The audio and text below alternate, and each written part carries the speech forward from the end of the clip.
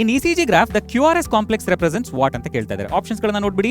ಡಿಪೋಲರೈಸೇಷನ್ of atria, depolarization of ventricles, repolarization of atria ಅಥವಾ repolarization of ventricles ಅಂತ ಹೇಳಿ. ನಮಗೆಲ್ಲ ಗೊತ್ತಿರೋ ಹಾಗೆ ECG ನಲ್ಲಿ PQRST ಅಂತ ಹೇಳಿ ಕರೆಯುವಂತ ವೇವ್ಸ್ ಗಳನ್ನ ನಾವು ಗುರುತಿಸಬಹುದು. ಅದರಲ್ಲಿ P ವೇವ್ ಏನು ರೆಪ್ರೆಸೆಂಟ್ ಮಾಡುತ್ತೆ, ಅದು ಡಿಪೋಲರೈಸೇಷನ್ ಆಫ್ ಏಟ್ರಿಯಾವನ್ನ ರೆಪ್ರೆಸೆಂಟ್ ಮಾಡುತ್ತೆ. ಹಾಗಾಗಿ ಇದು ಕೂಡ ಸರಿ ಉತ್ತರ ಅಲ್ಲ. ಹಾಗೆ ಕೊನೆಯಲ್ಲಿ ಕಂಡು ಬರುವಂತಹ T ವೇವ್ ಏನು ರೆಪ್ರೆಸೆಂಟ್ ಮಾಡುತ್ತೆ, ಅದು ರೀಪೋಲರೈಸೇಷನ್ ಆಫ್ ವೆಂಟ್ರಿಕಲ್ಸ್ ಗಳನ್ನ ರೆಪ್ರೆಸೆಂಟ್ ಮಾಡುತ್ತೆ. ಹಾಗಾಗಿ ಇದು ಕೂಡ ಸರಿ ಉತ್ತರ ಅಲ್ಲ. ಹಾಗೆ ರೀಪೋಲರೈಸೇಷನ್ ಆಫ್ ಏಟ್ರಿಯಾವನ್ನ ಗುರುತಿಸೋದಕ್ಕೆ ಯಾವ್ದಾದ್ರು ವೇವ್ ಇದೆಯಾ? ಇಲ್ಲ, ಅದು ನಮಗೆ ಸ್ಪೆಸಿಫಿಕ್ ಆಗಿ ಕಾಣಿಸೋಲ್ಲ ಅಲ್ಲಿ. ಕಾರಣ ಇಷ್ಟೇ, ಈ ರೀಪೋಲರೈಸೇಷನ್ ಆಫ್ ಏಟ್ರಿಯಾದಿಂದ ಉಂಟಾಗುವಂತಹ ಸಿಗ್ನಲ್ಸ್ ಗಳಿಂದ ಸ್ಟಿಮ್ಯುಲೇಷನ್ಸ್ ಏನಿದೆ ಅದು ಈ QRS ಕಾಂಪ್ಲೆಕ್ಸ್ ನಿಂದ ಮಾಸ್ಕ್ ಆಗಿರುತ್ತೆ. ಸರಿನಾ? ಹಾಗಾಗಿ ಇದು ಕೂಡ ಸರಿ ಉತ್ತರ ಆಗೋಲ್ಲ. ಹಾಗಿದ್ರೆ ಸರಿ ಉತ್ತರ ಯಾವುದು? ಡಿಪೋಲರೈಸೇಷನ್ ಆಫ್ ವೆಂಟ್ರಿಕಲ್ಸ್. ಸರಿನಾ? ಹಾಗಿದ್ರೆ ಇದೇ ರೀತಿಯಾದ ಪ್ರಶ್ನೆಗಳನ್ನ ನಿಮ್ಮ ಕ್ವಾರ್ಟರ್ಲಿ ಟೆಸ್ಟ್ 2 ಎಕ್ಸಾಮಿನೇಷನ್ ಹಿಂದಿನ ದಿನ ನೀವು ಪಡ್ಕೊಳ್ಬೇಕಾ? ಹಾಗಿದ್ರೆ ನಮ್ಮ PUC at ಪರೀಕ್ಷೆ ಸೈನ್ಸ್ ಯೂಟ್ಯೂಬ್ ಚಾನಲ್ ಸಬ್ಸ್ಕ್ರೈಬ್ ಮಾಡಿ. ನಿಮಗಾಗಿ ನಾವು ನಡೆಸ್ತಾ ಇರುವಂತಹ ಶೂರ್ ಶಾರ್ಟ್ ಲೈವ್ ಸೆಷನ್ಸ್ ಗಳನ್ನ ತಪ್ಪದೇ ಅಟೆಂಡ್ ಮಾಡಿ.